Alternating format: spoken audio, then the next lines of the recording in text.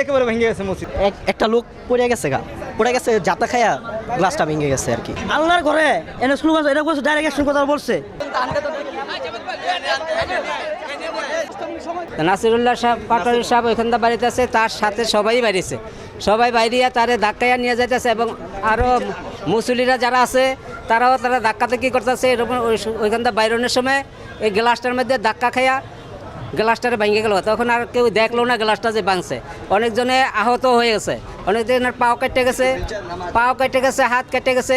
এগুলি তো কেউই কোনো করলো না, দেখলো না, না দেখে তারা চলে গেল গা। এই মসজিদের শৃঙ্খলা কি সেটা তারা করলো না আর কি, এই আর কি। না আমাদের জানানো, আমি হইলাম সাধারণ খাদেম, আমাকে তার জানানোর কোনো ই নাই। এটা জানাইবো ইমাম সাহেব, মুয়াজ্জিম সাহেব, খতিব সাহেব হেও কাছে, আমাদের কাছে কোনো নাই। নামাজের আগে খুতবার আগে 6 মিনিট সে করছে, এই বক্তব্য দিছে। নির্দলীয়, এটা কোনো নির্দলীয়, আমরা নির্দলীয় মুসলিম, আমি রাজনীতি করি না। আমরা মসজিদে শান্তি চাই, শৃঙ্খলা ভালোবাসা চাই।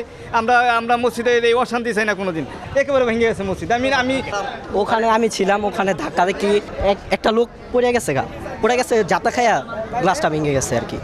এখানে একজন উপরে আল্লাহর ঘরে এনে স্লোগান এটা বলছে, ডাইরেক্ট অ্যাকশন কথা বলছে, ডাইরেক্ট অ্যাকশন কথাটা বলছে। আল্লাহর ঘরে কিছু স্লোগান দিছে, যুবক পোলাবান তারা ওই স্লোগান দিছে, কিছু মায়া নাই, সব ভাঙি চুরি গেছে। মসজিদ ঠিক সবাই বলছে মসজিদ ঠিক নেই।